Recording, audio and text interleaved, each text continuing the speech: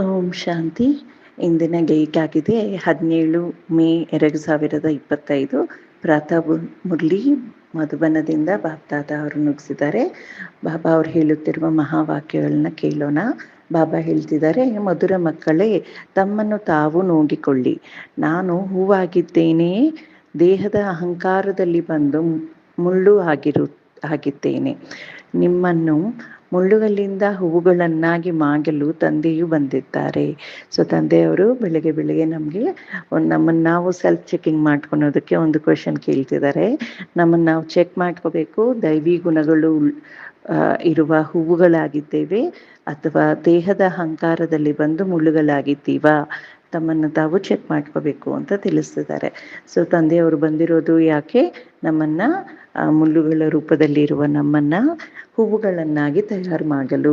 ಅಂದರೆ ನಮ್ಮಲ್ಲಿರುವ ಈ ಗುಣಗಳು ಏನಿದೆ, ಕಲಿಯುಗಿ ಗುಣಗಳು ಏನು ಧಾರಣೆ ಆಗಿದೆ ಅದನ್ನು ಹೋಗಿಸ್ಬಿಟ್ಟು ದೈವಿ ಗುಣಗಳನ್ನ ಧಾರಣೆ ಮಾಡಿಸೋದಕ್ಕೆ ತಂದೆಯವರು ಬಂದಿದ್ದಾರೆ. ಪ್ರಶ್ನೆ ಆಗಿದೆ, ಯಾವ ನಿಶ್ಚಯದ ಆಧಾರದ ಮೇಲೆ ತಂದೆಯೊಂದಿಗೆ ಅಟೂಟ ಅಂದರೆ ಮುರಿಯಲಾಗದ ಪ್ರೀತಿ ಇರುತ್ತದೆ? ಸೊ ಪ್ರಶ್ನೆ ಆಗಿದೆ, ಯಾವ ನಿಶ್ಚಯದ ಆಧಾರದ ಮೇಲೆ ತಂದೆಯೊಂದಿಗೆ ಅಟೂಟ ಪ್ರೀತಿ ಇರುತ್ತದೆ? ಸೊ ಅದಕ್ಕೆ ಬಾಬಾ ಅವರು ಉತ್ತರ ಕೊಡ್ತಿದ್ದಾರೆ. ಮೊದಲು ತನ್ನನ್ನು ಆತ್ಮ ನಿಶ್ಚಯ ಮಾಡಿಕೊಳ್ಳಿ, ಆಗ ತಂದೆಯೊಂದಿಗೆ ಪ್ರೀತಿ ಇರುತ್ತದೆ. ನಿರಾಕಾರ ತಂದೆಯು ಈ ಭಾಗೀರಥನಲ್ಲಿ ವಿರಾಜಮಾನನಾಗಿದ್ದಾನೆ. ಅವರು ನಿಮಗೆ ಇವರ ಮೂಲಕ ಓದಿಸುತ್ತಿದ್ದಾರೆ ಎಂಬ ಅಟೂಟ ನಿಶ್ಚಯ ಇರಬೇಕು. ಸೊ ಫಸ್ಟ್ ಪಾಯಿಂಟ್ ಏನು? ನಾನು ಆತ್ಮ ಅನ್ನುವುದು ಒಂದು ನಿಶ್ಚಯ ಬರಬೇಕು. ಅಭ್ಯಾಸದ ಮೇಲೆ, ಜ್ಞಾನದ ಅನುಸಾರ, ಜ್ಞಾನದ ಆಧಾರದಿಂದ ಮತ್ತು ತಂದೆಯ ಜೊತೆ ಯೋಗದಿಂದ ನಮಗೆ ಈ ನಿಶ್ಚಯ ಜಾಸ್ತಿ ಆಗ್ತಾ ಹೋಗುತ್ತೆ. ಫಸ್ಟ್ ಪಾಯಿಂಟ್ ನಾನು ಆತ್ಮ ಅನ್ನುವ ನಿಶ್ಚಯ ಇರಬೇಕು.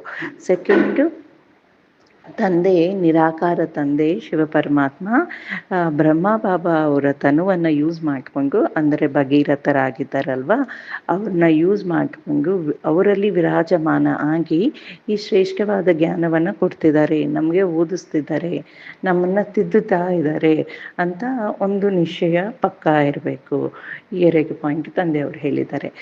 ಯಾವಾಗ ಈ ನಿಶ್ಚಯವು ಅಳುಗಾಗುವುದು, ಆಗ ಪ್ರೀತಿಯು ಕಡಿಮೆಯಾಗಿ ಬಿಡುವುದು. ನಮಗೆ ಈ 2ರಲ್ಲಿ ಯಾವುದೊಂದು ನಿಶ್ಚಯ ನಮ್ಮದು ಒಂದು ಸ್ವಲ್ಪ ಗಿಲ ಆದರೂ ಕೂಡ, ಅಲ್ಗಾಗಿದ್ರೂ ಕೂಡ ನಮಗೆ ನಿಶ್ಚಯ ಅಂದರೆ ತಂದೆಯ ಮೇಲೆ ಪ್ರೀತಿ ಕಡಿಮೆ ಆಗೋದು. ಯಾವುದು? ನಾನು ಆತ್ಮ ಅನ್ನುವ ನಿಶ್ಚಯನೂ ಪಕ್ಕ ಇರಬೇಕು. ಬ್ರಹ್ಮ ಬಾಬಾನಲ್ಲಿ ಶಿವಬಾಬಾ ಅವರು ಬಂದು ನಮ್ಗೆ ಓದಿಸ್ತಿದ್ದಾರೆ ಅನ್ನುವುದು ಕೂಡ ನಿಶ್ಚಯ ಇರಬೇಕು. ಅದರಲ್ಲಿ ಎಂತಹ ಅನುಮಾನ ಬರಬಾರ್ದು. ಬಂದರೆ ಏನಾಗುತ್ತೆ? ಪ್ರೀತಿ ಕಡಿಮೆ ಆಗುತ್ತೆ. ಧಾರಣೆಗಾಗಿ ಮುಖ್ಯ ಸಾರ. ಫಸ್ಟ್ ಪಾಯಿಂಟ್ ತಂದೆಯವರು ತಿಳಿಸ್ತಿದ್ದಾರೆ, ಮುಂಜಾನೆ ಅಮೃತ ವೇಳೆ ಎದ್ದು ತಂದೆಯೊಂದಿಗೆ ಮಧುರಾತಿ ಮಧುರ ಮಾತುಗಳನ್ನಾಗಬೇಕು. ಅಶರೀರಿಯಾಗುವ ಅಭ್ಯಾಸ ಮಾಡಬೇಕಾಗಿದೆ. ಗಮನವಿರಲಿ, ತಂದೆಯ ನೆನಪಿನ ವಿನಃ ಮತ್ಯಾರೂ ನೆನಪಿಗೆ ಬರಬಾರದು. ಸೊ ತಂದೆಯವರು ಹೇಳ್ತಿದ್ದಾರೆ, ತಂದೆಯವರ ಜೊತೆ ನಾವು ಪ್ರೀತಿ ಮಾಡಬೇಕು ಅಂದರೆ ಅಟೂಟ ಸಂಬಂಧ ಇಟ್ಕೋಬೇಕು ಅಂದರೆ ಆ ಥರ ಏನು? ಮುಂಜಾನೆ ಎದ್ದುಬಿಟ್ಟು ತಂದೆಯನ್ನು ಪ್ರೀತಿಯಾಗಿ ನೆನಪು ಮಾಡಬೇಕು. ಸೊ ತಂದೆಯವರ ಜೊತೆ ಪ್ರೀತಿಯಾಗಿ ಮಧುರರಾಗಿ ವಾರ್ತಾಲಾಪ ಮಾಡಬೇಕು. ಅಶರೀರಿ ಆಗುವ ಅಭ್ಯಾಸವನ್ನು ಮಾಡಬೇಕು. ಈಗ ತಂದೆಯ ಜೊತೆ ನಾವು ಯೋಗವನ್ನು ಜೋಡಿಸ್ಬೇಕು ಅಂದರೆ ಫಸ್ಟ್ ನಾನು ಆತ್ಮ ಅನ್ನೋದು ನಿಶ್ಚಯದಲ್ಲಿ ಇಟ್ಕೊಂಡು, ಆ ಸ್ಮೃತಿಯಲ್ಲಿ ಇಟ್ಕೊಂಡೆ ತಾನೇ ನೆಕ್ಸ್ಟ್ ಕೆಲಸ ಮಾಡೋಕ್ಕಾಗುತ್ತೆ. ಸೊ ಅಶರೀರಿ ಆಗುವ ಅಭ್ಯಾಸ ಕೂಡ ಇಂಪಾರ್ಟೆಂಟ್ ಆಗಿದೆ. ತಂದೆಯ ನೆನಪಿನ ವಿನಃ ಮತ್ತು ಯಾರ್ದು ನೆನಪು ಬರಬಾರ್ದು. ಅಂದರೆ ನೆನಪು ಬಂದರೂ ಕೂಡ ಅಟ್ಲೀಸ್ಟ್ ಅದು ಸೆಳೆತದ ರೂಪದಲ್ಲಿ ಅಷ್ಟೊಂದು ಸ್ಟ್ರಾಂಗ್ ಆಗಿ ಇರಬಾರ್ದು. ಅಟ್ಲೀಸ್ಟ್ ಆ ಒಂದು ಗಮನ ಅಂತೂ ಕೊಡಲೇಬೇಕು. ನೆನಪು ಬಂತು, ಅದಕ್ಕದೇ ಹೋಯಿತು ಅಷ್ಟೇ, ಅದ್ರ ಹಿಂದೆ ನಾವು ಹೋಗಂಗಿಲ್ಲ. ಸೊ ಈ ಥರ ಒಂದು ಅಭ್ಯಾಸವನ್ನು ಮಾಡಬೇಕು. ಸೆಕೆಂಡ್ ಪಾಯಿಂಟ್ ಆಗಿದೆ, ತಮ್ಮ ದೃಷ್ಟಿಯು ಬಹಳ ಶುದ್ಧ ಪವಿತ್ರವನ್ನಾಗಿ ಮಾಡಿಕೊಳ್ಳಬೇಕಾಗಿದೆ.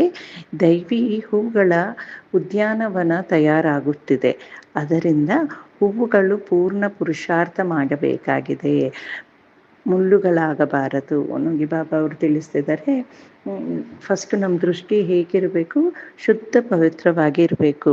ಶುದ್ಧವಾಗಿರಬೇಕು, ಪವಿತ್ರವಾಗಿರಬೇಕು ಅಂದರೆ ಅರ್ಥ ಏನು? ನಾವು ನಾವು ನಮ್ಮನ್ನು ನಾವು ಆತ್ಮ ಅಂತ ತಿಳಿದು ಅನ್ಯರನ್ನು ಕೂಡ ಆತ್ಮ ಅನ್ನುವ ದೃಷ್ಟಿಯಲ್ಲೇ ನೋಡಬೇಕು. ಆತ್ಮ ರೂಪದಲ್ಲಿ ನೋಡಿದಾಗ ಅವರಲ್ಲಿ ನನ್ನಲ್ಲಿ ಇರುವ ಗುಣಗಳಲ್ಲಿ ವ್ಯತ್ಯಾಸನೇ ಇಲ್ಲ. ತಂದೆಯ ಗುಣಗಳು ಏನಿದೆ ಅದೇ ಗುಣಗಳೇ ಪ್ರತಿಯೊಂದು ಆತ್ಮದಲ್ಲಿ, ಅದೇ ಸಂಸ್ಕಾರಗಳು ಪ್ರತಿಯೊಂದು ಆತ್ಮದಲ್ಲಿ ಇರುತ್ತೆ. ರೋಲಿನ ಅನುಸಾರ ಬೇರೆ ಸಂಸ್ಕಾರ ಗುಣಗಳು ನಮಗೆ ಕಾಣಿಸ್ಬೋದು. ಅಂದರೆ ಶರೀರವನ್ನು ನಾವು ನೋಡಿದಾಗ ಆ ಪಾತ್ರದ ವ್ಯಕ್ತಿತ್ವ, ಆ ಗುಣಗಳು ನಮಗೆ ಕಾಣಿಸುತ್ತೆ. ಆದರೆ ಆತ್ಮದ ರೂಪದಲ್ಲಿ ನೋಡಿದಾಗ ಎಲ್ಲರೂ ಒಂದೇ, ಫಾರ್ಮ್ಲೆಸ್, ಫಾರ್ಮ್ಲೆಸ್, ಸ್ಟೋರಿಲೆಸ್ ಅಲ್ವಾ? ಇದೇ ಸ್ಕೆಲ್ ರೂಪದಲ್ಲೇ ತಾನೇ ಎಲ್ಲ ಆತ್ಮಗಳು ಇರುತ್ತೆ. ಈಗ ಪಾಯಿಂಟ್ ಅಂತ ಅಂದಾಗ ಆತ್ಮ ಬಿಂದು ಅಂತ ಬಾಬಾ ಅವ್ರು ತಿಳಿಸ್ತಾರಲ್ಲ, ಅಂದಾಗ ಪಾಯಿಂಟಿನ ರೂಪಗಳು ಬೇರೆ ಬೇರೆ ಇರಲ್ಲ ಅಲ್ವಾ? It's a very small minute point ಅಷ್ಟೇ. ಸೊ ಅದೇ ರೂಪನೇ ಎಲ್ಲರದು ಇರುತ್ತೆ. ಈ ಥರ ನಾವು ಅನ್ಯರನ್ನು ನೋಡಬೇಕು. ಇದು ಪವಿತ್ರತೆಗೆ ತುಂಬ ಇಂಪಾರ್ಟೆಂಟ್ ಆದ ಒಂದು ವಿಷಯ ಆಗಿದೆ. ಸೊ ದೈವಿ ಹೂವುಗಳ ಉದ್ಯಾನವನ ತಯಾರಾಗ್ತಾ ಇದೆ ಈಗ. ಯಾಕಂದರೆ ನಮಗೆಲ್ಲ ಗೊತ್ತಿದೆ, ತಂದೆಯವರು ಸತ್ಯುಗವನ್ನು ಸ್ಥಾಪನೆ ಮಾಡುವ ಕಾರ್ಯದಲ್ಲಿ ಬ್ಯುಸಿ ಇದ್ದಾರೆ, ಮಕ್ಕಳನ್ನ ಕೂಡ ಆ ಕಾರ್ಯದಲ್ಲೇ ಬ್ಯುಸಿ ಇಕ್ಕಿದ್ದಾರೆ ಅಲ್ವಾ? ಸೊ ದೈವಿ ಗುಣದ ದೈವಿ ಹೂವುಗಳ ಉದ್ಯಾನವನ ಗಾರ್ಡನ್ ರೆಡಿ ಆಗ್ತಾ ಇದೆ. ಅದರಲ್ಲಿ ಹೂವುಗಳಾಗಬೇಕು ಅಂದರೆ ಪೂರ್ಣ ಪುರುಷಾರ್ಥ ಮಾಡಬೇಕು. ಅಲ್ಪ ಸ್ವಲ್ಪ ಪುರುಷಾರ್ಥ ಅಲ್ಲ, ಪೂರ್ಣವಾದ ಪುರುಷಾರ್ಥ. ಸೊ ಮೂಲ ಏನಂದರೆ ಫಸ್ಟ್ ಎಲ್ಲದಕ್ಕಿಂತ ಇಂಪಾರ್ಟೆಂಟ್ 7 ಡೇ ಕೋರ್ಸಲ್ಲಿ ಕೂಡ ಫಸ್ಟ್ ಚಾಪ್ಟರೇ ಇದು ಅಲ್ವಾ? ಆತ್ಮದ ಬಗ್ಗೆ ಜ್ಞಾನ ಕೊಡ್ತಾರೆ ಬಾಬಾ. ಸೊ ಅದರ ಅಭ್ಯಾಸ ನಾವು ಎಷ್ಟು ಸ್ಟ್ರಾಂಗ್ ಆಗಿ ಮಾಡಿದರೆ ಬೇರೆದೆಲ್ಲ ಆಟೋಮೆಟಿಕ್ಲಿ ಒಂದೊಂದು ಪ್ಲೇಸಲ್ಲಿ ಬರ್ತಾ ಹೋಗುತ್ತೆ. ಸೊ ಆ ಅಭ್ಯಾಸದ ಮೇಲೆ ಜಾಸ್ತಿ ಗಮನ ಕೊಡಿ. ಬರೀ ಬಾಬನ ಶ್ರೀಮತದ ಅನುಸಾರ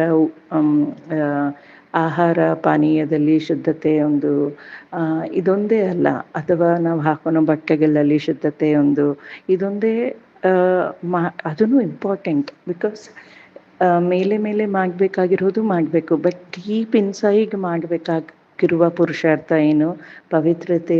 ಪವಿತ್ರತೆಯ ಪುರುಷಾರ್ಥ ಏನು ಅಂದರೆ, ನಾನು ಆತ್ಮ ಅಂತ ತಿಳಿದು ಅನ್ಯರನ್ನು ಆತ್ಮ ನೋಡುವ ಒಂದು ಸಂಸ್ಕಾರ ಏನಿದೆ, ಆ ಒಂದು ಅಭ್ಯಾಸ ಏನಿದೆ, ಅದು ವೆರಿ ಡೀಪ್ ಪವಿತ್ರತೆಯ ಅಭ್ಯಾಸ. ಅದು ಆ ಅಭ್ಯಾಸ ಮಾಡ್ಕೊಂಡ್ವಿ ಅಂದರೆ ಮಿಕ್ಕಿದೆಲ್ಲ automatically it will come in place. So Baba ಅವರು ಅದಕ್ಕೆ ತಿಳಿಸ್ತಿದ್ದಾರೆ, ಪೂರ್ಣ ಪುರುಷಾರ್ಥವಾಗಿ ಹೂವುಗಳಾಗಿ ಮುಳ್ಳುಗಳಾಗಬೇಕಿ ಅಂತ ತಿಳಿಸ್ತಿದ್ದಾರೆ. ಇಂದಿನ ವರದಾನ ಆಗಿದೆ, ತಮ್ಮ ಶಕ್ತಿಶಾಲಿ ಸ್ಥಿತಿಯ ಮೂಲಕ ಮನಸಾ ಸೇವೆಯ ಸರ್ಟಿಫಿಕೇಟ್ ಪ್ರಾಪ್ತಿ ಮಾಡಿಕೊಳ್ಳುವಂತಹ ಸ್ವ ಅಭ್ಯಾಸಿ ಭವ. ನೋಡಿ ಎಷ್ಟು ಇಂಪಾರ್ಟೆಂಟ್ ಆದ ಒಂದು ವರದಾನ ಬಾಬಾ ಅವರು ತಿಳಿಸ್ತಿದ್ದಾರೆ.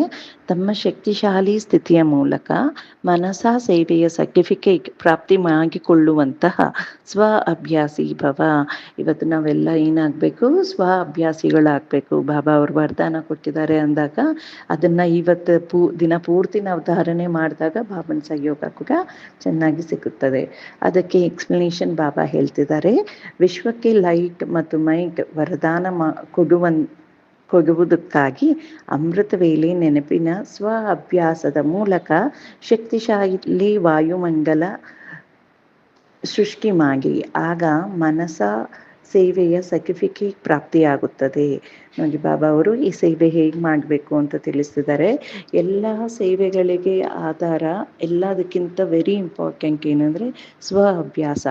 ನಾನು ಅಭ್ಯಾಸ ಮಾಡಿಕೊಂಡು ನಾನು ಚೇಂಜ್ ಆಗಲಿಲ್ಲ ಅಂದರೆ ನಾನು ಮಾಡುವ ಸೇವೆಗೆ 100% ಸರ್ಟಿಫಿಕೇಟ್ ಸಿಕ್ಕಲ್ಲ. ಅಂದರೆ ಸೇವೆ ಮಾಡ್ತಾ ಇದ್ದೀವಿ, ಮಾಡಬೇಕು ಅಂತ ಇಚ್ಛೆ ಇದೆ, ಮಾಡ್ತಾ ಇದ್ದೀವಿ, ಬಟ್ ಅದರದ್ದು ಕಂಪ್ಲೀಟ್ ಫಲ ಸಿಕ್ಕಬೇಕು ಅಂತ ಅಂದರೆ ಸ್ವ ಅಭ್ಯಾಸ ಮಾಡಬೇಕು. ಫಸ್ಟ್ ನನ್ನಲ್ಲಿ ಆ ಧಾರಣೆ ಆಗಬೇಕು, ನನ್ನಲ್ಲಿ ಅದು ಹ್ಯಾಬಿಟ್ ಆಗಬೇಕು. ಆ ಪ್ರಾಕ್ಟೀಸ್ ಮಾಡಿದಾಗಲೇ ಸೇವೆಯ ರೂಪದಲ್ಲಿ ಮಾಡಿದಾಗ ಅದರದ್ದು 100% ಫಲಿತ ನಮಗೆ ಸಿಕ್ಕತ್ತೆ. ಸೊ ಬಾಬಾ ಅವರು ಇಂತಹ ಸೇವೆ ತಿಳಿಸ್ತಿದ್ದಾರೆ. ಅಮೃತ ವೇಳೆ ಇದ್ಬಿಟ್ಟು ವಿಶ್ವಕ್ಕೆ ಲೈಟ್ ಮತ್ತು ಮೈಟನ್ನು ದಾನ ಮಾಡುವ ಒಂದು ಅಭ್ಯಾಸ, ವರದಾನವಾಗಿ ವಿಶ್ವದಲ್ಲಿರುವ ಆತ್ಮಗಳಿಗೆಲ್ಲ ಕೊಡುವ ಒಂದು ಅಭ್ಯಾಸ ಮಾಡಿಕೊಳ್ಬೇಕು ಅಂತ ತಿಳಿಸ್ತಿದ್ದಾರೆ. ಇದರಿಂದ ಏನಾಗುತ್ತೆ, ಸ್ವ ಅಭ್ಯಾಸದ ಮೂಲಕ ಶಕ್ತಿಶಾಲಿ ವಾಯುಮಂಡಲ ಸೃಷ್ಟಿ ಮಾಡಿ ಆಗ ಮನಸಾ ಸೇವೆಯ ಸರ್ಟಿಫಿಕೇಟ್ ಪ್ರಾಪ್ತಿಯಾಗುತ್ತೆ. ಅಮೃತ ವೇಳೆ ಎದ್ದು ವಿಶ್ವದ ಆತ್ಮಗಳಿಗೆಲ್ಲ ಲೈಟ್ ಮತ್ತು ಮೈಟ್ ಕೊಡುವ ಒಂದು ಸೇವೆ ಮಾಡಿದಾಗ ಏನಾಗುತ್ತೆ, ವಾಯುಮಂಡಲ ತುಂಬ ಸ್ಟ್ರಾಂಗ್ ಆಗಿ ತಯಾರಾಗುತ್ತೆ. ಆ ಸೃಷ್ಟಿಯಾಗಿರುವ ವಾಯುಮಂಡಲದಿಂದ ನಮಗೆ ಸೇವೆಯ ಸರ್ಟಿಫಿಕೇಟ್ ಸಿಕ್ಕುತ್ತೆ. ಹೇಗೆ ಸೇವೆಯ ಸರ್ಟಿಫಿಕೇಟ್ ಸಿಕ್ಕುತ್ತೆ? ಒಂದು 2 ಮಾತುಗಳನ್ನ ನೋಡ್ಬೋದು ಇಲ್ಲಿ. ಒಂದು, ನಾವು ಅಂತಹ ವಾಯುಮಂಡಲವನ್ನು ಕ್ರಿಯೇಟ್ ಮಾಡುವ ಸೇವೆ ಮಾಡಿದಾಗ ನಮ್ಮ ಪುರುಷಾರ್ಥದಲ್ಲಿ ಕೂಡ ವಿಘ್ನಗಳು ಬರಲ್ಲ. ವಿಘ್ನಗಳು ಬರದೆ ಅದು ನಮಗೆ ಒಂಥರ ಕೋಟೆಯ ರೂಪದಲ್ಲಿ ನಮ್ಮನ್ನ ಪ್ರೊಟೆಕ್ಟ್ ಮಾಡುತ್ತೆ. ಅಷ್ಟೇ ಅಲ್ಲದೆ ಅನ್ಯ ಆತ್ಮಗಳು ಯಾರು ಪುರುಷಾರ್ಥ ಮಾಡಬೇಕು ಅಂತ ಇದ್ದಾರೆ, ಅವರು ಯಾವುದೇ ವಿಧಾನದಲ್ಲಾದರೂ ಮಾಡಲಿ, ಬಾಬನ ಜ್ಞಾನದ ಅನುಸಾರ ಮಾಡಲಿ, ಇನ್ನೊಂದು ಮಾಡಲಿ, ಪ್ರತಿಯೊಂದು ಆತ್ಮ ತನ್ನ ಉನ್ನತಿಗೆ ಏನೋ ಒಂದು ಪುರುಷಾರ್ಥ ಮಾಡುವ ಒಂದು ಪ್ರಯತ್ನದಲ್ಲೇ ಇರ್ತಾರೆ ಅಲ್ವಾ. ಅಂತಹ ಎಲ್ಲ ಆತ್ಮಗಳಿಗೆ, ಜಸ್ಟ್ ಬಾಬನ ಮಕ್ಕಳಿಗೆ ಅಲ್ಲ, ಅಂತಹ ಎಲ್ಲ ಆತ್ಮಗಳಿಗೆ ಪುರುಷಾರ್ಥ ಮಾಡುವುದಕ್ಕೆ ಬೇಕಾಗಿರುವ ವಾಯುಮಂಡಲವನ್ನು ಕ್ರಿಯೇಟ್ ಮಾಡುವ ಸಹಯೋಗ ನಮ್ಮಿಂದ ಆಗುತ್ತೆ. ಸೊ ಇಂತಹ ಒಂದು ಶ್ರೇಷ್ಠ ಸರ್ಟಿಫಿಕೇಟನ್ನು ಪಡಿಬೇಕು ಅಂತ ಬಾಬಾ ತಿಳಿಸ್ತಿದ್ದಾರೆ. ಅಂತಿಮ ಸಮಯದಲ್ಲಿ ಮನಸ್ಸಿನ ಮೂಲಕವೇ ದೃಷ್ಟಿಯಿಂದ ತೃಪ್ತಿ ಮಾಡುವಂತಹ ತಮ್ಮ ವೃತ್ತಿಯ ಮೂಲಕ ಅವರ ವೃತ್ತಿಗಳನ್ನು ಬದಲಾವಣೆ ಮಾಡುವಂತಹ ಸೇವೆ ಮಾಡಬೇಕಾಗಿದೆ. ನೋಡಿ ಎಷ್ಟು ಇಂಪಾರ್ಟೆಂಟ್ ಕಾರ್ಯ ಕೊಡ್ತಿದ್ದಾರೆ. ಅಂತಿಮ ಸಮಯದಲ್ಲಿ ಮನಸ್ಸಿನ ಮೂಲಕನೇ ನಾವು ಸೇವೆ ಮಾಡೋಕ್ಕೆ ಆಗುತ್ತೆ. ಮತ್ತು ದೃಷ್ಟಿಯ ಮೂಲಕ ನಮ್ಮ ವೃತ್ತಿ ಅಂದರೆ ನಮ್ಮ ಆ್ಯಟಿಟ್ಯೂಡ್ ಟುವರ್ಡ್ಸ್ ಅದರ್ಸ್, ನಮ್ಮ ಆ್ಯಟಿಟ್ಯೂಡ್ ಚೇಂಜ್ ಆದಾಗ ಅನ್ಯರಿಂದ ಬರುವ ಆ್ಯಟಿಟ್ಯೂಡ್ ಕೂಡ ಬದಲಾವಣೆ ಆಗುತ್ತೆ, ವೃತ್ತಿ ಕೂಡ ಬದಲಾವಣೆ ಆಗುತ್ತೆ. ಇಂತಹ ಸೇವೆ ಅಂತ್ಯದ ಸಮಯದಲ್ಲಿ ಮಾಡೋದು ತುಂಬ ಅವಶ್ಯಕತೆ ಇರುತ್ತೆ. ಅದಕ್ಕೆ ಅದರ ಅಭ್ಯಾಸ ಈಗಿಂದನೇ ಮಾಡ್ಕೋಬೇಕು ಅಂತ ತಂದೆಯವರು ತಿಳಿಸ್ತಾ ಇದ್ದಾರೆ. ತಮ್ಮ ವೃತ್ತಿಯ ಮೂಲಕ ಅವರ ವೃತ್ತಿಗಳನ್ನು ಬದಲಾವಣೆ ಮಾಡುವಂತಹ ಸೇವೆ ಮಾಡಬೇಕಾಗಿದೆ. ತಮ್ಮ ಶ್ರೇಷ್ಠ ಸ್ಮೃತಿಯಿಂದ ಎಲ್ಲರನ್ನೂ ಸಮರ್ಥ ಮಾಡಬೇಕಾಗಿದೆ. ನಮ್ಮ ಸ್ಮೃತಿ ಹೇಗಿರುತ್ತೆ, ಅದರ ಇನ್ಫ್ಲುಯೆನ್ಸ್ ಅನ್ಯರ ಆತ್ಮದ ಮೇಲೆ ಬೀಳುತ್ತೆ. ಈಗ ನಾನು ದೇಹ ಅನ್ನುವ ಸ್ಮೃತಿಯಲ್ಲಿದ್ದು ಏನಾದರೂ ಕಾರ್ಯ ಮಾಡಿದ್ರೆ ಅವರು ದೇಹ ಅನ್ನುವ ಒಂದು ಸ್ಮೃತಿಯಲ್ಲೇ ಇರ್ತಾರೆ. ಅದೇ ನಾನು ಆತ್ಮ ಅನ್ನುವ ಸ್ಮೃತಿಯಲ್ಲಿ ಇದ್ದು ಕಾರ್ಯ ಮಾಡಿದಾಗ ಅನ್ಯರಿಗೆ ಆ ನಾಲೆಜ್ ಇಲ್ಲದೆ ಹೋದರೂ ಕೂಡ ಆ ಒಂದು ಸ್ಥಿತಿಯನ್ನು ಅವರು ಫೀಲ್ ಮಾಡ್ತಾರೆ. ಸೊ ಇಂತಹ ಸೇವೆ ಮಾಡಬೇಕು. ಯಾವಾಗ ಇಂತಹ ಮೈಟ್ ಕೊಡುವಂತಹ ಅಭ್ಯಾಸವಾಗುವುದು, ಆಗ ನಿರ್ವಿಘ್ನ ವಾಯುಮಂಡಲ ನಿರ್ಮಾಣವಾಗುವುದು ಮತ್ತು ಈ ಕೋಟೆ ಶಕ್ತಿಶಾಲಿ ಆಗುವುದು. ನೋಡಿ ಬಾಬಾ ಅವರು ತಿಳಿಸ್ತಿದ್ದಾರೆ, ಇಂತಹ ಸೇವೆ ಅಂದರೆ ಏನು, ನಮ್ಮ ದೃಷ್ಟಿ, ನಮ್ಮ ವೃತ್ತಿ ಇದೆಲ್ಲ ಚೇಂಜ್ ಆಗಬೇಕು. ಈ ಚೇಂಜ್ ಆಗಿರುವ ಒಂದು ಅಭ್ಯಾಸ ಮಾಡ್ಕೊತಾ ಇದ್ದಾಗ ನಾವು ಅದರಿಂದ ಏನು ವಾಯುಮಂಡಲ ಕ್ರಿಯೇಟ್ ಆಗುತ್ತೆ, ಅದು ನಿರ್ವಿಘ್ನವಾದ ವಾಯುಮಂಡಲ ಆಗಿರುತ್ತೆ. ಅದು ಕೋಟೆಯ ರೂಪದಲ್ಲಿ ನಮ್ಮನ್ನು ಶಕ್ತಿಶಾಲಿ ಆಗಲು ಹೆಲ್ಪ್ ಮಾಡುತ್ತೆ. ಅಂದರೆ ವಿಘ್ನಗಳು ಬರದೆ ನಮ್ಮ ಪುರುಷಾರ್ಥದಲ್ಲಿ ಹೆಲ್ಪ್ ಮಾಡುತ್ತೆ. ಅಷ್ಟೇ ಅಲ್ಲದೆ ಅನ್ಯ ಆತ್ಮಗಳಿಗೆ ಕೂಡ ಸಹಯೋಗವನ್ನು ಕೊಡುತ್ತೆ. ಇಂದಿನ ಸ್ಲೋಗನ್ ಆಗಿದೆ, ಯಾರು ಮನಸ ವಾಚ ಕರ್ಮನ 3 ಸೇವೆಗಳನ್ನು ಜೊತೆಯಲ್ಲಿ ಮಾಡುತ್ತಾರೆ ಅವರೇ ತಿಳುವಳಿಕೆ ಉಳ್ಳವರಾಗಿದ್ದಾರೆ. ನನಗೆ ಬಾಬಾ ಅವ್ರು ಹೇಳ್ತಿದ್ದಾರೆ, ಮನಸ ವಾಚ ಕರ್ಮನ 3 ಸೇವೆಗಳನ್ನ ಒಟ್ಟಿಗೆ ಮಾಡಬೇಕು. ಜೊತೆಯಲ್ಲೇ ಮಾಡಿದಾಗ ನಾವು ನಮಗೆ ಅದರಿಂದ ಆಗುವ ಪ್ರಾಪ್ತಿ ಅಥವಾ ಸೇವೆಯಲ್ಲಿ ಆಗುವ ಉನ್ನತಿ ತುಂಬ ಜಾಸ್ತಿ ಇರುತ್ತೆ ಅಲ್ವಾ. ಅಂಥವರೇ ತಿಳುವಳಿಕೆ ಉಳ್ಳವರಾಗಿದ್ದಾರೆ, ಅಂಥವರೇ ಸ್ಮಾರ್ಟ್ ಆದವರು ಅಂತ ಬಾಬಾ ಅವರು ತಿಳಿಸ್ತಿದ್ದಾರೆ. ಇವತ್ತಿನ ಅವ್ಯಕ್ತ ಸೂಚನೆ, ಆತ್ಮಿಕ ಘನತೆ ಮತ್ತು ಪವಿತ್ರತೆಯ ವ್ಯಕ್ತಿತ್ವವನ್ನು ಧಾರಣೆ ಮಾಡಿ. ಅದಕ್ಕೆ ಎಕ್ಸ್ಪ್ಲನೇಷನ್ ಬಾಬಾ ಅವರು ಕೊಡ್ತಿದ್ದಾರೆ. ಏನು ಚಾಲೆಂಜ್ ಮಾಡುತ್ತೀರಾ, ಸೆಕೆಂಡಿನಲ್ಲಿ ಜೀವನ್ ಮುಕ್ತಿಯ ಆಸ್ತಿ ಪ್ರಾಪ್ತಿ ಮಾಡಿ ಅದನ್ನು ಪ್ರಾಕ್ಟಿಕಲಲ್ಲಿ ತರುವುದಕ್ಕೆ ಸ್ವಪರಿವರ್ತನೆಯ ಗತಿ ಸೆಕೆಂಡಿಗೆ ತಲುಪಿದೆಯೇ ಅದನ್ನು ಚೆಕ್ ಮಾಡ್ಕೋಬೇಕು. ಸ್ವಪರಿವರ್ತನೆಯ ಮೂಲಕ ಅನ್ಯರನ್ನು ಪರಿವರ್ತನೆ ಮಾಡಿ. ಸೊ ಬಾಬಾ ಅವ್ರು ಹೇಳ್ತಿದ್ದಾರೆ, ನೀವು ಪುರುಷಾರ್ಥದಲ್ಲಿ ಏನು ಚಾಲೆಂಜ್ ಮಾಡ್ತೀರಾ, ಎಲ್ಲರಿಗೂ ನಾವೇನು ಅಂತ ಹೇಳ್ತೀವಿ, ಸೆಕೆಂಡಲ್ಲಿ ಮುಕ್ತಿ, ಜೀವನ್ ಮುಕ್ತಿಯನ್ನು ಪ್ರಾಪ್ತಿ ಮಾಡಿಕೊಳ್ಳಿ ಅಂತ ಹೇಳ್ತೀವಲ್ವಾ. ಸೊ ಬಾಬಾ ಅವ್ರು ತಿಳಿಸ್ತಿದ್ದಾರೆ, ಆ ಸ್ಥಿತಿ ಬರಬೇಕು ಅಂದರೆ ಅದನ್ನು ನೀವು ಪ್ರಾಕ್ಟಿಕಲಲ್ಲಿ ತರಬೇಕು ಅಂದರೆ ಸ್ವಪರಿವರ್ತನೆಯ ಗತಿ ಏನಿದೆ, ಅಂದರೆ ಸ್ಪೀಡ್ ಆಫ್ ಸೆಲ್ಫ್ ರಿಯಲೈಸೇಷನ್ ಅಥವಾ ಸೆಲ್ಫ್ ಚೇಂಜ್ ಏನಿದೆ, ಅದು 1 ಸೆಕೆಂಡ್ನಲ್ಲಿ ಆಗ್ತಾ ಇದೆಯಾ ಅಂತ ಕ್ವೆಶನ್ ಮಾಡ್ಕೊಳ್ಳಿ ಅಂತಿದ್ದಾರೆ. ಯಾಕೆ ಬಾಬಾ ಇದು ಹೇಳ್ತಿದ್ದಾರೆ ಅಂದರೆ, ನಾವು ಯಾವುದೇ ಪುರುಷಾರ್ಥ ಮಾಡಬೇಕು ಅಂದರು, ಅಂದರೆ ಈ ಮುಕ್ತಿ, ಜೀವನ್ ಮುಕ್ತಿ, ಆಸ್ತಿಯನ್ನು ಪಗಿಬೇಕು ಅನ್ನುವುದು ಲಕ್ಷ್ಯ ಅಲ್ವಾ ಬ್ರಾಹ್ಮಣ ಮಕ್ಕಳು ಎಲ್ಲರಿಗೂ. ಈ ಲಕ್ಷ್ಯವನ್ನು ಈ ಲಕ್ಷ್ಯದಲ್ಲಿ ನಾವು ರೀಚ್ ಆಗಬೇಕು, ಟಾರ್ಗೆಟ್ ರೀಚ್ ಆಗಬೇಕು ಅಂದರೆ ಫಸ್ಟ್ ಎಲ್ಲದಕ್ಕಿಂತ ಇಂಪಾರ್ಟೆಂಟ್ ಏನು, ಸ್ವಪರಿವರ್ತನೆ. ಸೊ ಅದನ್ನು ಕಂಪೇರ್ ಮಾಡಿ ಬಾಬಾ ಅವ್ರು ಹೇಳ್ತಿದ್ದಾರೆ, ನೀವು ಹೀಗೆ ಮುಕ್ತಿ, ಜೀವನ್ ಮುಕ್ತಿಯನ್ನು ಪಗಿಬೇಕಾ, ಹಾಗಾದರೆ ಚೆಕ್ ಮಾಡ್ಕೊಳ್ಳಿ ಸ್ವಪರಿವರ್ತನೆಯ ಗತಿ ಎಷ್ಟು ಫಾಸ್ಟಾಗಿ ಆಗ್ತಾ ಇದೆ ಅಂತ ಹೇಳ್ತಿದ್ದಾರೆ. ಸ್ವಪರಿವರ್ತನೆಯ ಮೂಲಕ ಅನ್ಯರನ್ನು ಪರಿವರ್ತನೆ ಮಾಡಿ. ಸೊ ಸ್ವಪರಿವರ್ತನೆ, ನಾನು ಚೇಂಜ್ ಆದರೆ ಅನ್ಯರು ಚೇಂಜ್ ಆಗ್ತಾರೆ. ಈಗ ಫಾರ್ ಎಕ್ಸಾಂಪಲ್ ಇಬ್ಬರು ಕಾನ್ವರ್ಸೇಷನ್ ಮಾಡ್ತಾ ಇದ್ದಾರೆ ಅಂತ ಅಂದ್ಕೊಳ್ಳಿ, ಒಬ್ಬರಲ್ಲಿ ಒಂದು ಸ್ವಲ್ಪ ಈಗೋ ಟೈಪ್ ಆಫ್ ಮಾತುಗಳು ಬಂತು ಅಂದರೆ ಅದು ಇನ್ನೊಬ್ರಿಗೂ ಟ್ರಿಗರ್ ಮಾಡುತ್ತೆ, ಅವರು ಈಗೋ ರಿಲೇಟೆಡ್ ಆಗಿ ಮಾತಾಡ್ತಾರೆ ಅಲ್ವಾ. ಸೊ ಅದೇ ನಾನು ಚೇಂಜ್ ಆಗಿ ಈಗೋಲೆಸ್ ಆಗಿ ನಾನು ಆತ್ಮಿಕ ಸ್ಥಿತಿಯಲ್ಲಿದ್ದು ನಾನು ವಾರ್ತಾಲಾಪ ಮಾಡ್ತಾ ಇದ್ದರೆ ಈಗೋ ಅನ್ನೋದು ಬರೋಕ್ಕೆ ಚಾನ್ಸೇ ಇಲ್ಲ. ಯಾಕಂದರೆ ಈಗೋ ಬರೋದು ಯಾವಾಗ, ನಾನು ದೇಹಾಭಿಮಾನದಲ್ಲಿ ಬಂದಾಗ ಅಥವಾ ಪಾತ್ರದ ಬಗ್ಗೆ ಯೋಚನೆ ಮಾಡಿ ಕಾರ್ಯ ಮಾಡ್ತಿರೋವಾಗ ಬರುತ್ತೆ ಅಲ್ವಾ. ಸೊ ನಾನು ಆತ್ಮಿಕ ರೂಪದಲ್ಲಿದ್ದು ವಾರ್ತಾಲಾಪ ಮಾಡಿದಾಗ ಅದು ಅನ್ಯರಲ್ಲಿ ಕೂಡ ಆ ಒಂದು ಸ್ಥಿತಿಯನ್ನು ತರಿಸುತ್ತೆ. ಅದಕ್ಕೆ ಬಾಬಾ ಅವ್ರು ತಿಳಿಸ್ತಿದ್ದಾರೆ, ನೀವು ನಿಮ್ಮ ಸ್ವಪರಿವರ್ತನೆಯ ಮೂಲಕ ಅನ್ಯರನ್ನು ಪರಿವರ್ತನೆ ಮಾಡಿ. ನಾವು ಬಾಯಿಂದ ಮಾತಾಗಿ ಅವ್ರಿಗೆ ಹೇಳಿ ಕನ್ವಿನ್ಸ್ ಮಾಡೋ ಅವಶ್ಯಕತೆ ಇರಲ್ಲ. ನಾನು ಆ ಸ್ಥಿತಿಯಲ್ಲಿ ಇದ್ದೀನಿ ಅಂದರೆ ಫಸ್ಟ್ ಟೈಮ್ ಅಲ್ಲ, ಸೆಕೆಂಡ್ ಟೈಮ್ ಅಲ್ಲ, ಅಟ್ಲೀಸ್ಟ್ ಥರ್ಡ್ ಟೈಮ್ ಆದರೂ ಅವರು ರಿಯಲೈಸ್ ಆಗೇ ಆಗ್ತಾರೆ, ಅದ್ರ ಪ್ರಭಾವ ಅವ್ರ ಮೇಲೆ ಬಿದ್ದೇ ಬೀಳುತ್ತೆ.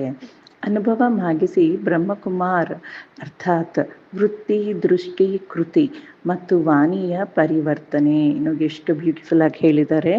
ನಾವು ಪ್ರಾಕ್ಟಿಕಲ್ ಲೈಫಲ್ಲಿ ನಾವು ಅನ್ಯರಿಗೆ ಹೇಗೆ ಕಾಣಿಸ್ಬೇಕು, ನಮ್ಮ ಚೇಂಜ್, ನಮ್ಮಲ್ಲಿ ಆಗಿರುವ ಬದಲಾವಣೆ ಈ 4 ಪಾಯಿಂಟ್ಗಳಲ್ಲಿ ಅವರಿಗೆ ಗೊತ್ತಾಗುತ್ತೆ. ಒಂದು ವೃತ್ತಿಯ ಮೂಲಕ, ನಮ್ಮ ವೃತ್ತಿ ಹೇಗಿದೆ, ಅದು ಚೇಂಜ್ ಆಗಿದೆಯಾ, ಅಂದರೆ ನಾವು ಬಾಬನ್ ಮಕ್ಕಳಾದಮೇಲೆ, ಬ್ರಹ್ಮಕುಮಾರೀಸ್ ಆದಮೇಲೆ ನಮ್ಮ ವೃತ್ತಿ ಚೇಂಜ್ ಆಗಿದೆಯಾ ಅಂತ ಗಮನ ಕೊಡ್ತಾರೆ. ನಮ್ಮ ದೃಷ್ಟಿ ಅಂದರೆ ನೋಡುವ ವಿಧಾನ, ಕೃತಿ ನನ್ನ ಕಾರ್ಯ, ನನ್ನ ಆ್ಯಟಿಟ್ಯೂಡ್, ನಾನು ನೋಡುವ ವಿಧಾನ ಮತ್ತು ನಾನು ಮಾಡ್ತಿರುವ ಕೆಲಸ. ಅಷ್ಟೇ ಅಲ್ಲದೆ ನನ್ನ ವಾಣಿ, ಇದರಲ್ಲಿ ಪರಿವರ್ತನೆ ಆಗಿದೆಯಾ ಅದು ಗಮನ ಕೊಡ್ತಾರೆ ಅವರು. ಸೊ ಇದರಲ್ಲಿ ಚೇಂಜ್ ಆಗಿದೆಯಾ. ಜೊತೆ ಪವಿತ್ರತೆಯ ವ್ಯಕ್ತಿತ್ವ, ಆತ್ಮಿಕ ಘನತೆಯ ಅನುಭವ ಮಾಗಿಸಿ. ಇದರ ಜೊತೆಯಲ್ಲಿ ಏನು ಮಾಡಬೇಕು, ಪವಿತ್ರತೆಯ ವ್ಯಕ್ತಿತ್ವ, ನನ್ನ ಪ್ಯೂರ್ ಇಂಟೆನ್ಷನ್ಸ್, ಅಂದರೆ ಪವಿತ್ರತೆ ಅಂದರೆ ಎಲ್ಲದ ಪಾಯಿಂಟ್ ಆಫ್ ವ್ಯೂ ಅಲ್ಲಿ ನೋಡಬೇಕು. ಒಂದು ನನ್ನ ಸಂಕಲ್ಪಗಳಲ್ಲಿ ಪವಿತ್ರತೆ, ನನ್ನ ದೃಷ್ಟಿ, ವೃತ್ತಿ, ಕೃತಿ, ವಾಣಿಯಲ್ಲಿ ಪವಿತ್ರತೆ, ಧಾರಣೆಯಲ್ಲಿ ಪವಿತ್ರತೆ, ಆಹಾರ ಪಾನೀಯದಲ್ಲಿ ಪವಿತ್ರತೆ, ಎಲ್ಲದರಲ್ಲೂ ಅಂತಹ ಒಂದು ಪವಿತ್ರವಾದ ವ್ಯಕ್ತಿತ್ವ ಹೈಲೈಟ್ ಆಗಿ ಕಾಣಿಸ್ತಾ ಇದೆಯಾ. ಆತ್ಮಿಕ ಘನತೆಯ ಅನುಭವ ಮಾಗಿಸಿ. ಆತ್ಮಿಕ ಸ್ಥಿತಿಯಲ್ಲಿ ಇದ್ದಾಗ ನನಗೆ ಸಿಕ್ಕುವ ಘನತೆ ಏನಿದೆ ಅದರ ಅನುಭವ ಅನ್ಯರಿಗೆ ಮಾಡಿಸಿ. ಬರುತ್ತಲೇ ಸಿಗುತ್ತಲೇ ಈ ವ್ಯಕ್ತಿತ್ವದ ಕಗೆಗೆ ಆಕರ್ಷಿತರಾಗಲಿ. ನೋಡಿ, ಬಾಬಾ ಅವರಿಗೆ ಸಿಕ್ಕಿದ ತಕ್ಷಣ ಅಥವಾ ಅವರು ನಮ್ಮ ಹತ್ರ ಬಂದಾಗ ಅಥವಾ ಸೆಂಟರಲ್ಲಿ ಬಂದಾಗ, ಆಶ್ರಮದಲ್ಲಿ ಬಂದಾಗ ಈ ವ್ಯಕ್ತಿತ್ವ ನಮ್ಮ ಎಲ್ಲರಲ್ಲಿ ಕಾಣಿಸ್ಬೇಕು. ಕಾಣಿಸಿದಾಗ ಅವ್ರಿಗೆ ಆಕರ್ಷಣೆ ಆಗುತ್ತೆ ಅಲ್ವಾ. ಎಷ್ಟು ಬ್ಯೂಟಿಫುಲ್ ಆಗಿ ಹೇಳಿದ್ದಾರೆ. ಎಲ್ಲದಕ್ಕಿಂತ ದೊಡ್ಡ ಆಕರ್ಷಣೆ ಏನು ಅಂದರೆ ಬಾಬನ ಪ್ರೀತಿ ಎಲ್ಲ ಮಕ್ಕಳಿಗೆ, ಎಲ್ಲ ಆತ್ಮರಿಗೆ ಆಕರ್ಷಣೆ ಮಾಡುವುದು ಬಾಬನ ಪ್ರೀತಿ. ಬಟ್ ಆ ಪ್ರೀತಿಯ ಅನುಭವ ಅವ್ರು ಮಾಡಬೇಕು ಅಂದರೆ ಅವರು ಶಂಕರ ಒಳಗೆ ಬರಬೇಕು, ಅಥವಾ ನಮ್ಮ ಜೊತೆ ಕಾನ್ವರ್ಸೇಷನ್ ಅವ್ರು ಮಾಡಬೇಕು. ಕಾನ್ವರ್ಸೇಷನ್ ಮಾಡಬೇಕು ಅನ್ನುವ ಇಂಟ್ರೆಸ್ಟ್ ಅವರಲ್ಲಿ ಬರಬೇಕು. ಆ ಇಂಟ್ರೆಸ್ಟ್ ಅವರಲ್ಲಿ ಬರಬೇಕು ಅಂದರೆ ಫಸ್ಟ್ ಏನು ಚೇಂಜ್ ಆಗಬೇಕು, ನಮ್ಮ ವೃತ್ತಿ, ದೃಷ್ಟಿ, ಕೃತಿ ಮತ್ತು ನಮ್ಮ ವಾಣಿಯಲ್ಲಿ ಬಂದಿರುವ ಪರಿವರ್ತನೆ ಅವರನ್ನು ಆಕರ್ಷಣೆ ಮಾಡಬೇಕು ಅಲ್ವಾ. ಆವಾಗ ಅವರು ಶಂಕರಿಗೆ ಬರ್ತಾರೆ, ಬಾಬನ ಬಗ್ಗೆ ತಿಳ್ಕೊತಾರೆ, ಕೋರ್ಸ್ ತಗೋತಾರೆ. ಆವಾಗ ತಾನೇ ಒಂದು ಆತ್ಮ ಚೇಂಜ್ ಆಗೋದು. ಸೊ ಇದಕ್ಕೆಲ್ಲದಕ್ಕೂ ಆಧಾರ ನಮ್ಮ ಬಿಹೇವಿಯರ್ ಅಂತ ಬಾಬಾ ಅವರು ತಿಳಿಸ್ತಿದ್ದಾರೆ. ಸೊ ಇದನ್ನೆಲ್ಲ ನಾವು ಮನಸ್ಸಲ್ಲಿ ಇಟ್ಕೊಂಡು ಇವತ್ತು ದಿನ ಪೂರ್ತಿ ಧಾರಣೆ ಮಾಡೋಣ. ಓಂ ಶಾಂತಿ. ಥ್ಯಾಂಕ್ ಯು ಬಾಬಾ. ಓಂ ಶಾಂತಿ. ನಾನು ಆತ್ಮ ಹೊಳೆಯುತ್ತಿರುವ ಜ್ಯೋತಿಯಾಗಿದ್ದೇನೆ. ನಾನು ಆತ್ಮ ಸ್ಟೋರಿಲೆಸ್, ಥಾಟ್ಲೆಸ್, ಫಾರ್ಮ್ಲೆಸ್, ನಿರಾಕಾರ ಜ್ಯೋತಿ ಪರಮಾತ್ಮನ ಸಂತಾನ ಆಗಿದ್ದೇನೆ. ತಂದೆಯ ರೂಪ ನಿರಾಕಾರ. ನಾನು ಆತ್ಮ ಪರಮಾತ್ಮನ ಸಂತಾನ. ನನ್ನ ರೂಪ ನಿರಾಕಾರ ಆಗಿದೆ. ತಂದೆ ಸ್ಟೋರಿಲೆಸ್ ಆಗಿದ್ದಾರೆ. ನಾನು ಆತ್ಮ ಕೂಡ ಯಾವ ಕಥೆಗಳ ಬಂಧನಗಳಲ್ಲಿ ಇಲ್ಲ. ನಿರ್ಬಂಧನ ಆತ್ಮ ಆಗಿದ್ದೇನೆ. ತಂದೆಯ ಗುಣಗಳು, ಸಂಸ್ಕಾರಗಳು, ಅದೇ ನನ್ನ ಗುಣ ಮತ್ತು ಸಂಸ್ಕಾರ. ನಾನು ಆತ್ಮದಲ್ಲಿ ತಂದೆಯ DNA ಇದೆ. ಅಂದರೆ ನಾನು ಆತ್ಮ ಎಕ್ಸಾಕ್ಟ್ಲಿ ತಂದೆಯ ರೂಪ, ತಂದೆಯ ಗುಣಗಳು, ತಂದೆಯ ಸಂಸ್ಕಾರ ಉಳ್ಳವಳಾಗಿದ್ದೇನೆ. ಈ ಸ್ಮೃತಿಯ ಆಧಾರದಿಂದ ತಂದೆ ಕೊಟ್ಟಿರುವ ಈ ಪಾತ್ರವನ್ನು ಮಾಡಿದಾಗ ಈ ಪಾತ್ರದ ಆಟಿಟ್ಯೂಡ್, ಬಿಹೇವಿಯರ್ ಪ್ರತಿಯೊಂದು ಪರಿಸ್ಥಿತಿಯಲ್ಲಿ ಪ್ರತಿಯೊಂದು ರಿಲೇಷನ್ಶಿಪ್ಪಲ್ಲಿ ಬಹಳ ಸುಂದರವಾಗಿ ಚೇಂಜ್ ಆಗುವುದು. ಇದೇ ನಾವು ಮಾಡಬೇಕಾದ ಪುರುಷಾರ್ಥ. ಇದೇ ಆಗಿದೆ. ತಂದೆಯನ್ನು ನಿರಂತರ ನೆನಪು ಮಾಡುವುದು, ನಮ್ಮ ಮೂಲಕ ತಂದೆಯನ್ನು ಪ್ರತ್ಯಕ್ಷ ಮಾಡುವುದು. ಇದೇ ಹೋಮ್ವರ್ಕನ್ನು ತಗೊಂಡು ನಾನು ಆತ್ಮ ನಿರಂತರ ವರ್ಕ್ ಮಾಡುತ್ತಿದ್ದೇನೆ. ಈ ಸಂಗಮ ಯುಗವನ್ನು ಸತ್ಯುಗ ರೂಪದಲ್ಲಿ ಅನುಭವ ಮಾಡಲು ಸಾಧ್ಯವಾಗುತ್ತಿದೆ. ದಿನ ಬೆಳಗ್ಗೆ ತಂದೆಯವರಿಂದ ಶಕ್ತಿಯನ್ನು ಪ್ರಾಪ್ತಿ ಮಾಡಿಕೊಂಡು ಮುರಳಿಯನ್ನು ಕೇಳಿ ಅದರ ಅನುಸಾರ ನಡೆಯುವುದೇ ನನ್ನ ಧರ್ಮ ಆಗಿದೆ. ಸಂಗಮ ಯುಗದಲ್ಲಿ ನಾನು ಬ್ರಾಹ್ಮಣ ಆತ್ಮ ಮಾಡಬೇಕಾದಿರುವ ಧರ್ಮ ಇದೇ ಆಗಿದೆ. Thank you for the greatest knowledge and love, Baba. Om Shanti.